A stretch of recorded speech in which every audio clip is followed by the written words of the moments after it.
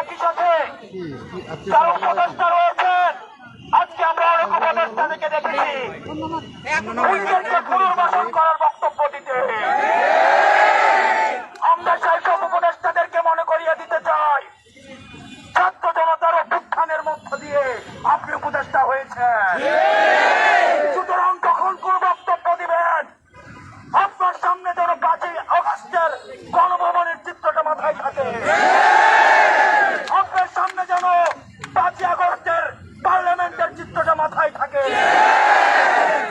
যারা স্বৈরাচারকে পুনর্বাসন করতে চায়, যারা খুনি হাসিনাকে পুনর্বাসনের মতো বক্তব্য দিতে চায়, আমরা ছাত্র ছাত্রীরা যেভাবে তাদেরকে উপদেষ্টা বানিয়েছি, ঠিক একইভাবে গদি থেকে ছুড়ে নামাতে আমরা যাব। আজকের এই মঞ্চ থেকে আমি 3টি দাবি জানাতে চাই। 1 নম্বরে, যারা খুনিদেরকে পুনর্বাসন করার জন্য ব্যাকস্টেজে মেকানিজম করছেন, আপনাদের এই প্লটিং এ আমরা পিঠটাক ভেঙে দিব। এবং আমরা বলতে চাই, আমরা সচেতন করে দিতে চাই উপদেষ্টাদের, আপনারা সচেতন হয়ে যান, আপনাদেরকে ছাত্র জনতা প্রতিহত করবে। সুতরাং খুনিদেরকে পুনর্বাসন করার কোন ধরনের চিন্তা আপনারা করবেন না।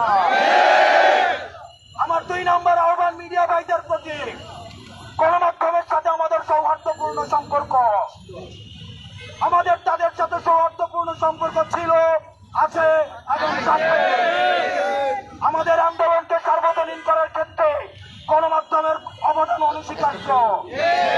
এই ফ্যাসিজমকে উৎখাত করতে গণমাধ্যমের ভূমিকা অনস্বীকার্য।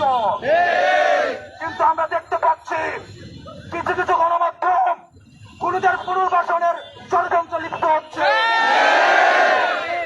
আমরা আপনাদেরকে হুঁশিয়ার করে দিতে চাই, আমরা আপনাদেরকে আহ্বান করতে চাই, আপনারা জনতার কাতারে নেমে আসুন। অথবা দেখা যাবে অনেক গণমাধ্যম কর্মীরা শেষ দিকে এসে তাদের ফোনের মধ্যে তাদের যে মাইকটি থাকে সেখানে তারা নেমপ্লেটটা লাগিয়ে জনতার কাতারে নেমে আসতে পারেনি। সুতরাং আপনাদের জন্য সেই ভবিষ্যৎ না হয়। সর্বশেষ বলতে চাই, আন্তর্জাতিক অপরাধ ট্রাইব্যুনালে খুনি হাসিনাকে প্রধান আসামি করে এবং অন্যান্য যারা তার সহযোগী ছিল, এই ফ্যাসিজমের যারা ফুল সোলজার ছিল, তাদেরকে আসামি করে এই অন্তর্বর্তীকালীন সরকারের কাছে আমরা দাবি করছি, খুনি হাসিনাকে আসামি করে আন্তর্জাতিক অপরাধ ট্রাইব্যুনালে মামলা দায়ের করতে হবে। রক্তের দাগ এখনো শুকায় না, বাতাসে রক্তের গন্ধ এখনো যায় না, মেডিকেলে আহতরা কাঁপছে। আপনাদের স্পষ্ট হয় কিভাবে আপনারা জনতাকে অস্বীকার করে খুনিদেরকে পুনর্বাসন করবেন?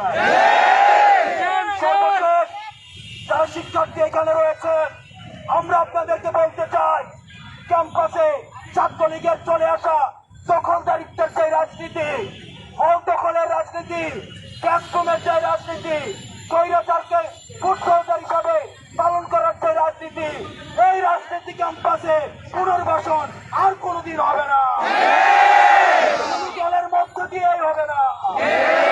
আমাদের এখন বিক্ষোভ মিছিল আমাদের এই রাজু ভাস্কর্য থেকে শুরু হবে।